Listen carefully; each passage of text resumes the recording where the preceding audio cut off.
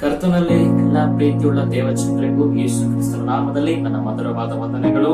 ತಿರುಗಿ ಮತ್ತೊಂದಾವರ್ತಿ ನಿಮ್ಮನ್ನು ಸ್ತುತಿಸಲು ಕೊಟ್ಟ ಕೃಪೆಗಾಗಿ ದೇವರನ್ನು ಮಹಿಮೆ ಸಲ್ಲಿಸ್ತೇನೆ.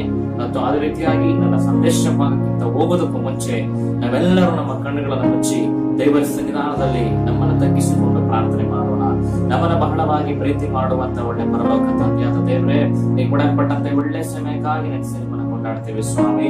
ಪ್ರತ್ಯೇಕವಾಗಿ ಯಾರ್ಯಾರು ಕರ್ತನೆ ಈ ವಾಕ್ಯಗಳನ್ನು ಕೇಳುತ್ತಾ ಇದ್ದಾರೋ, ಈ ಸಂದೇಶವನ್ನು ಆಲಿಸುತ್ತಾ ಇದ್ದಾರೋ, ಅವರ ಜೀವಿತದಲ್ಲಿ ಒಂದು ವ್ಯತ್ಯಸ್ತವಾದ ಕಾರ್ಯಗಳೊಟ್ಟಿಗೆ ಕರ್ತನೆ ಅವರು ನಿಲ್ಲುವುದಕ್ಕಾಗಿ ಸಹಾಯ ಮಾಡು. ದೇವರೊಟ್ಟಿಗೆ ಕರ್ತನೆ ಇರುವಂತ ಸಂಬಂಧದಲ್ಲಿ ಅವರು ಕರ್ತನೆ ದೇವರ ಕಾರ್ಯಗಳನ್ನು ಅವರು ನೆನೆದು ದೇವರ ಸ್ತೋತ್ರ ಮಾಡುವಾಗಿ ಸಹಾಯ ಮಾಡು ಸ್ವಾಮಿ. ಪ್ರಾರ್ಥನೆ ಕೇಳಿದಕ್ಕಾಗಿ ಸ್ತೋತ್ರ. ಯೇಸುವಿನ ನಾಮದಲ್ಲಿ ಬೇಡಿಕೊಂಡಿದ್ದೇವೆ ನಮ್ಮ ತಂದೆ, ಆಮೆನ್. ಪ್ರಿಯ ದೇವ ಮಕ್ಕಳೇ, ದೇವರ ವಾಕ್ಯದಲ್ಲಿ ನಾವು ನೋಡುವಾಗ ಅಪೊಸ್ತಲ ಕೃತ್ಯಗಳು 5ನೇ ಅಧ್ಯಾಯ ಅದರ 1ನೇ ವಚನದಿಂದ ಹಿಡಿದು 11ನೇ ವಚನದವರೆಗೂ ನಾವು ನೋಡುವಾಗ ಇಬ್ಬರು ವ್ಯಕ್ತಿಗಳನ್ನ ಅಲ್ಲಿ ನಾವು ಪರಿಚಯ ಮಾಡ್ತಾ ಇದ್ದೀವಿ. ಅನನ್ಯ ಸಫೇರ ಎಂಬ ಒಬ್ಬ ಮನುಷ್ಯನನ್ನ ಅಲ್ಲಿ ನಾವು ನೋಡಕ್ ಸಾಧ್ಯ. ದೇವರ ಸನ್ನಿಧಾನದಲ್ಲಿ ಪ್ರಿಯ ದೇವರ ಮಕ್ಕಳೇ, ಸೇವೆಗಳಲ್ಲಿ ನಮಗೆ ಅನೇಕ ಕಷ್ಟಗಳು ಬರುತ್ತೆ, ಅನೇಕ ನೋವುಗಳು ಬರುತ್ತೆ. ಅದರ ಮಧ್ಯದಲ್ಲೂ ಕೂಡ ಅಪೊಸ್ತಲರು ಸೇವೆಗಳನ್ನು ಮಾಡುವಾಗ ಆ ಕಾಲದಲ್ಲಿ ಗಾಡಿ ಇರಲಿಲ್ಲ, ಆ ಕಾಲದಲ್ಲಿ ಕಾರ್ ಇರಲಿಲ್ಲ, ಆ ಕಾಲದಲ್ಲಿ ಹಣ ಇರಲಿಲ್ಲ. ಆದ್ರೂ ಕೂಡ ಅಪೊಸ್ತಲರು ಎಷ್ಟೋ ದಿನಗಳ ನಡೆದು ಆದಿ ಬೀದಿಯಲ್ಲಿ ದೇವರ ವಾಕ್ಯಗಳನ್ನು ಸಾರುವಂತವರಾಗಿದ್ದರು.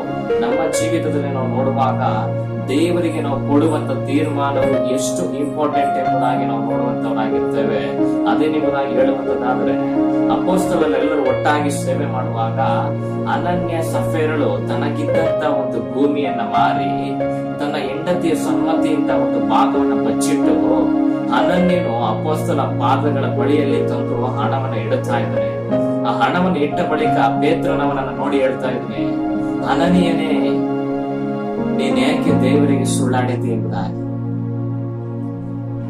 ಆಮೇಲೆ ನಮ್ಮ ಜೀವಿತಗಳನ್ನು ನೋಡುವಾಗ ಎಷ್ಟೋ ವೇಳೆಗಳಲ್ಲಿ ಎಂತೆಂತ ಪಾಪಗಳನ್ನ ಮಾಡಿ ನಾವು ದೇವರಿಗೆ ಸುಳ್ಳಾಡುವಂತವರಾಗಿರ್ತೇವೆ. ಎಂತೆಂತ ವೇದನೆಗಳು, ಅಯ್ಯೋ ಏನೇನ ಕಷ್ಟಗಳು ಬರುವಾಗ್ಲೂ ಕೂಡ ಅಪೊಸ್ತಲರು ಹಿಂಜರಿರಲಿಲ್ಲ. ಆದ್ರೂ ಕೂಡ ಅಪೊಸ್ತಲರು ಒಗ್ಗಟ್ಟಾಗಿದ್ರು ಕೂಡ ಅಪೊಸ್ತಲರ ಮಧ್ಯದಲ್ಲೂ ಕೂಡ ಅನೇಕ ಕಾರ್ಯಗಳನ್ನು ಸಹಿತನು ತಂದಿಟ್ಟಾರೆ. ಅಪೊಸ್ತಲರ ಮಧ್ಯದಲ್ಲಿ ಅನೇಕ ಕಾರ್ಯಗಳನ್ನು ಅವರು ಉಂಟು ಮಾಡಿದ್ರು. ಯಾಕಂದ್ರೆ ಎಲ್ಲ ಒಟ್ಟಿಗೆ ಸೇವೆ ಮಾಡ್ತಿದ್ರು, ಎಲ್ಲ ಒಟ್ಟಿಗೆ ಹೋಗ್ತಾ ಇದ್ರು. ಅವರ ಮಧ್ಯದಲ್ಲೂ ಕೂಡ ಸೇವೆ ಮಾಡೋದಕ್ಕೆ ತುಂಬಾ ಕಷ್ಟ ಇರುವಾಗ ಸುತ್ತಲಿರುವಂತ ಎಲ್ಲ ಶಿಷ್ಯ ಗಣಗಳು ಅವರಲ್ಲಿದ್ದಂತ ಆಸ್ತಿನ ಮಾರಿ ಅಪೊಸ್ತಲ ಪಾದ ಬಳಿಯಲ್ಲಿಟ್ರು. ಅನನ್ಯ ಸಫೇರಳು ಕೂಡ ಒಂದು ಭಾಗವನ್ನ ಬಚ್ಚಿಟ್ಟು ಉಳಿದ ಭಾಗವನ್ನ ದೇವರ ಸನ್ನಿಧಾನದಲ್ಲಿ ತಂದುಕೊಟ್ರು. ಆಗ ಪೇತ್ರನು ಒಂದು ಮಾತನ್ನ ಅನನೀಯನ ನೋಡಿ ಹೇಳ್ತಾ ಇದ್ದಾನೆ, ಅನನೀಯನೇ, ಸೈತಾನನು ನಿನ್ನ ಹೃದಯದಲ್ಲಿ ತುಂಬಿಕೊಂಡಂತೇನು? ನಿನ್ನ ಜೀವಿತದಲ್ಲಿ ನೀನು ಮಾಡುವಂತ ಕಾರ್ಯಗಳಿಂದಲೇ ಸೈತಾನು ನಿನ್ನ ಫಾಲೋ ಮಾಡುವಂತವನಾಗಿರ್ತಾನೆ. ನೀನು ಮಾಡುವಂತ ತಪ್ಪಿನಿಂದಲೇ ಸೈತಾನನ್ನ ಫಾಲೋ ಮಾಡುವಂತವನಾಗಿರ್ತಾನೆ. ನೀನು ದೇವರಿಗೆ ಕೊಡುವಂತ ತೀರ್ಮಾನ ಅದು ಸರಿಯಾದ ತೀರ್ಮಾನವಾಗಿರಬೇಕು. ನೀನು ಸೇವೆಗಾಗಿ ಒಪ್ಪಿಸಿಕೊಡುವುದಾದ್ರೆ ಪೂರ್ಣವಾಗಿ ದೇವರ ಸನ್ನಿಧಾನದಲ್ಲಿ ದೇವರಿಗೋಸ್ಕರ ಜೀವನ ಮಾಡುವಂತವನಾಗಿರ್ಬೇಕು.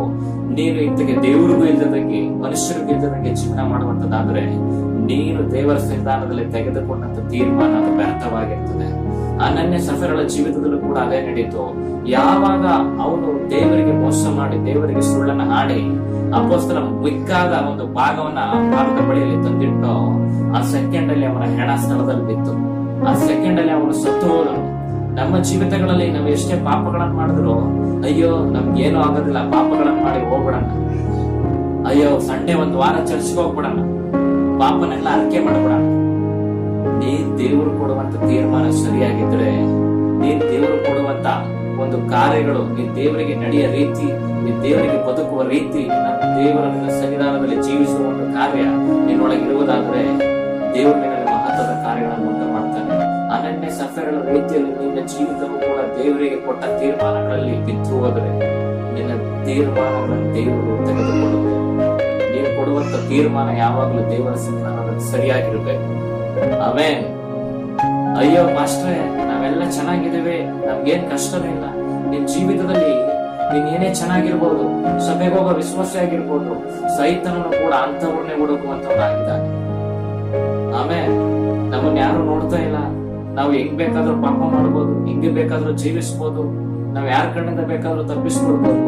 ಆದ್ರೆ ಮನುಷ್ಯರಿಗೆ ನೀನು ಸುಳ್ಳು ಹೇಳ್ಬೋದು ಬಿಡ್ತು, ದೇವರಿಗೆ ಸುಳ್ಳು ಹೇಳಕ್ಕಾಗಲ್ಲ. ಅದನ್ನೇ ಸಫರ್ ಅದನ್ನೇ ಮಾಡಿ ಸತ್ತು ಹೋದ್ರು. ನಿನ್ ಜೀವಿತದಲ್ಲಿ ನೀನ್ ದೇವರು ಕೊಡುವ ತೀರ್ಮಾನ ಸರಿಯಾಗಿದ್ರೆ ದೇವರು ನಿನ್ನ ನಡೆಸುವಂತ ರೀತಿ ಬೇರೆಯಾಗಿರ್ತದೆ. ನಂಬಿಗಸ್ತನಾಗಿ ಸೋತೋಗ್ಬೇಡ, ಸೈತನ ಮಾತುಗಳಿಗೆ ಬಿದ್ದೋಗ್ಬೇಡ, ಲೋಕದ ಆಸೆಗಳಿಗೆ ಒಳಗಾಗ್ಬೇಡ. ನೀನ್ ದೇವರಿಗಾಗಿ ನೀನ್ ತೀರ್ಮಾನ ಕೊಟ್ಟ ಕೊನೆವರೆಗೂ ದೇವರಲ್ಲೇ ನೀನು ನಿಲ್ಲುವಂತವನಾಗಿರು. ಈ ವಾಕ್ಯದ ಮೂಲಕ ದೇವರು ನಿಮ್ಮನ್ನು ಆಶೀರ್ವಾದಿಸಲಿ, ಅನುಗ್ರಹಿಸಲಿ.